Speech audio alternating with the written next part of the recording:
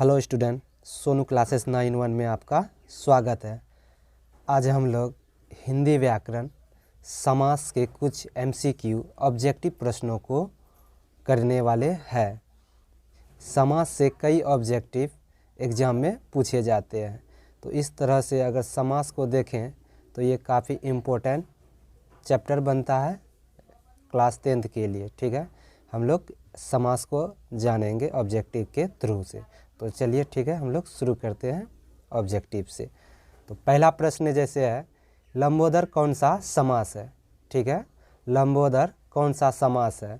कर्मधारय समास, बहुव्रीहि समास, द्वंद्व समास, अवयवी भाव समास। तो आपका जो सही आंसर होगा लंबोदर जो समास है वो हो जाएगा आप लोगों का बी नंबर हो जाएगा बहुव्रीहि समास। लंबोदर आपका बहुव्रीहि समास होगा। अगला प्रश्न है कि यथाशक्ति कौन सा समास है? ठीक है फ्रेंड्स, यथाशक्ति कौन सा समास है? ए में है द्विगु, बी द्वंद्व, सी अवयवी भाव, डी तत्पुरुष। तो यथाशक्ति जो होगा आपका वो हो जाएगा अवयवी भाव समास। ठीक है फ्रेंड्स, यथाशक्ति जो आपका हो जाएगा अवयवी भाव समास, ये इसका ऑप्शन सी हो जाएगा। अगला प्रश्न है, अगला प्रश्न कहता है क्या, कनकलता कौन सा समास है? ठीक है फ्रेंड्स, कनकलता कौन सा समास है? ए तत्पुरुष समास, बी कर्मधारय समास, सी द्वंद्व समास, डी बहुव्रीहि समास। तो इसका आंसर जल्दी से कमेंट कीजिए। इसका आंसर हो जाएगा आप लोगों का बी नंबर कर्मधारय समास। ठीक है, उपमा उपमेय का जो बोध होता है वो होता है कर्मधारय समास। अगला प्रश्न है, द्वंद्व समास है, इनमें से कौन द्वंद्व समास है? दशानंद, प्रेम सागर, दिन रात, प्रतिदिन। तो आपका जो आंसर होगा वो हो जाएगा द्वंद्व समास का ऑप्शन नंबर सी हो जाएगा दिन रात। ठीक है, इसमें दोनों पद प्रधान होते हैं। अगला प्रश्न है, तत्पुरुष समास का उदाहरण नहीं है। ठीक है, सही से प्रश्न को पढ़िए, क्या कह रहा प्रश्न? तत्पुरुष समास का उदाहरण नहीं है। राजपुत्र, पवनपुत्र, राजमंत्री, नीलकंठ। तो इसका सही आंसर जो होगा वो हो जाएगा आपका नीलकंठ। ये नीलकंठ समास है आपका कर्मधारय समास। अगला प्रश्न जो है, अगला प्रश्न कहता है गंगा यमुना कौन सा समास है? ठीक है, गंगा यमुना कौन सा समास है? द्वंद्व समास, बहुव्रीहि समास, अवयवी भाव, कर्मधारय समास। तो इसका आंसर क्या होगा जल्दी से कमेंट कीजिए। ठीक है, इसका आंसर जो है ए नंबर द्वंद्व समास, गंगा यमुना। ठीक है, गंगा और यमुना ये है आपका द्वंद्व समास। अगला प्रश्न है, पथभ्रष्ट कौन सा समास है? अवयवी भाव, द्वंद्व, द्विगु, तत्पुरुष समास। कमेंट कीजिए। ठीक है, इसका जो सही आंसर हो जाएगा आप लोगों का डी नंबर हो जाएगा तत्पुरुष समास, क्योंकि इस पद शब्द में कारक चिन्ह का लोप है। अगला प्रश्न है, अवयवी समास में डैश पद प्रधान होते हैं। कौन सा पद प्रधान होता है? ऑप्शन ए पूर्व, उत्तर, दोनों, इनमें से सभी। यानी ऑप्शन के अनुसार इसका जवाब दीजिए, क्या होगा सही आंसर? तो इसका सही आंसर हो जाएगा आप लोगों का ए नंबर हो जाएगा सही आंसर। पूर्व पद क्या होता है? समान होता है अवयवी भाव समास में। अगला प्रश्न है, चरित्र चित्रण कौन सा समास है? द्वंद्व, द्विगु, कर्मधारय, तत्पुरुष। तो जल्दी से कमेंट कीजिए इसका क्या आंसर होगा। ठीक है, चरित्र चित्रण जो है ये आपका हो जाएगा ए नंबर का ऑप्शन है, जो कि द्वंद्व समास। चरित्र चित्रण यानी दोनों पद क्या है फ्रेंड्स? प्रधान है, मुख्य है। अगला प्रश्न है, शताब्दी कौन सा समास है? द्विगु, द्वंद्व, कर्मधारय, अवयवी भाव। यानी जिसमें पहला शब्द क्या हो? संख्यावाचक हो, यानी किसी संख्या को सूचित करता है। तो इसका सही आंसर हो जाएगा आप लोगों का ऑप्शन नंबर ए हो जाएगा द्विगु समास।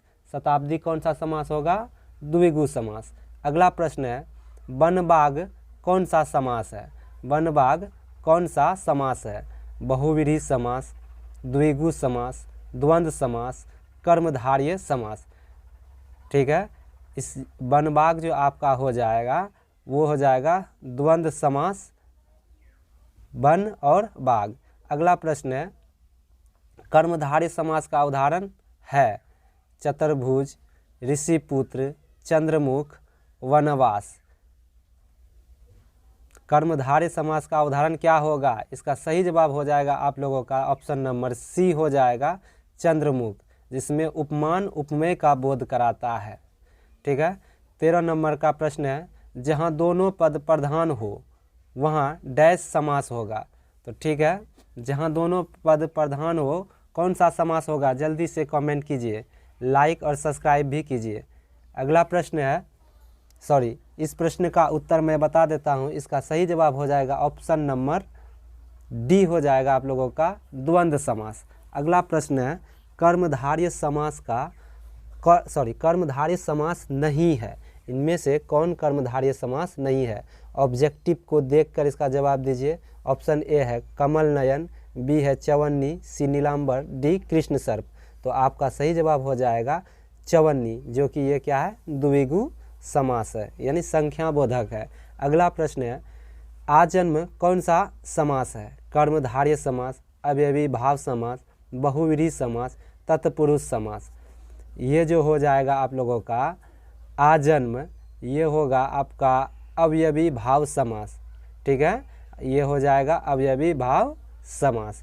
अगला प्रश्न देखते हैं। अगला प्रश्न है रसोई घर कौन सा समास है?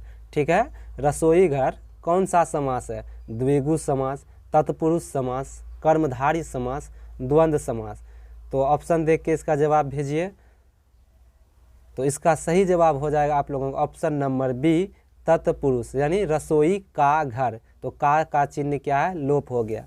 अगला प्रश्न है जिस समास का कोई पद प्रधान नहीं होता है तथा समस्त पद से किसी अन्य का बोध कराता है कहलाता है। ठीक है, ऑप्शन दे के इसका जवाब दीजिए। इसका जो हो जाएगा आप लोगों का ऑप्शन नंबर हो जाएगा बी नंबर बहुव्रीहि समास। ठीक है, अन्य मतलब सामान्य अर्थ को छोड़कर विशेष अर्थ धारण करता है। अगला प्रश्न जो है, इस प्रश्न में है सिंहासन कौन सा समास है? ठीक है, सिंहासन कौन सा समास है? ए द्वंद्व, बी द्विगु, सी बहुव्रीहि, डी अवयवी भाव। सिंहासन जो है कौन सा समास है? इसका सही आंसर हो जाएगा आप लोगों का सिंहासन जो है आप लोगों का बहुव्रीहि समास है। अगला प्रश्न है कि हस्तलिखित कौन सा समास है? अवयवी भाव, द्विगु, कर्मधारय, तत्पुरुष।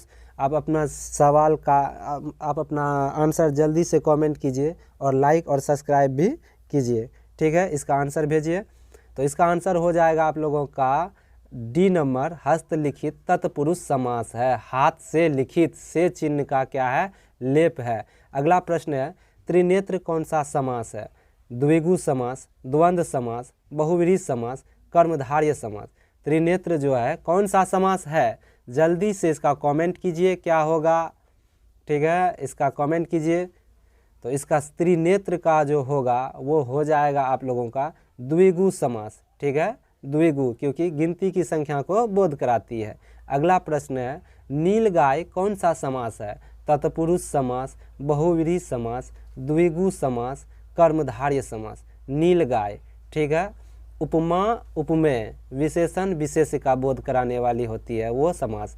ठीक है, आपका सही आंसर हो जाएगा ऑप्शन नंबर डी नीलगाय है जो वो कर्मधारय समास है। अगला प्रश्न है सीता और राम कौन सा समास है? कर्मधारय समास, द्विगु समास, द्वंद्व समास, तत्पुरुष समास। ठीक है, इसमें दोनों पद क्या है? प्रधान है। इसमें दोनों पद प्रधान, इसलिए सही आंसर हो जाएगा आप लोगों का ऑप्शन नंबर सी हो जाएगा सही आंसर। अगला है देवकन्या कौन सा समास है? ए कर्मधारय, बी तत्पुरुष, सी अवयवी भाव, डी द्वंद्व। देवकन्या। ठीक है, देवकन्या कौन सा समास है? इसका सही जवाब हो जाएगा आप लोगों का ऑप्शन नंबर बी तत्पुरुष समास। देवकन्या जो है वो तत्पुरुष समास है। अगला है त्रिफला कौन सा समास है? द्विगु, द्वंद्व, कर्मधारय, बहुव्रीहि। तो ठीक है, इसको थोड़ा सा दिमाग लगाइए। क्या है? आगे संख्यावाचक है तो क्या होना चाहिए?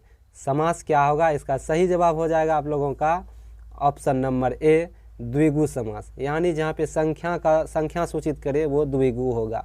नीलकंठ कौन सा समास है? कर्मधारय, तत्पुरुष, द्वंद्व, द्विगु। नीलकंठ, ठीक है, ये कई बार पूछा गया है फ्रेंड्स। नीलकंठ कौन सा समास है? इसका जल्दी से आंसर हो दीजिए। तो इसका आंसर हो जाएगा ए नंबर, कर्मधारय समास। अगला प्रश्न है, नवग्रह कौन सा समास है? बहुव्रीहि समास, तत्पुरुष समास, द्विगु समास, द्वंद्व समास। नवग्रह, ठीक है, इसका जल्दी से कमेंट कीजिए। नवग्रह, नवग्रह जो है वो बहुव्रीहि समास नहीं है, ना तो तत्पुरुष है और ना ही द्वंद्व। सही आंसर होगा सी नंबर, द्विगु समास। यथाशीघ्र कौन सा समास है? अव्ययी भाव, तत्पुरुष समास, कर्मधारय समास, द्विगु समास। तो इसका सही जवाब हो जाएगा यथाशीघ्र का अव्ययी भाव समास। ठीक है।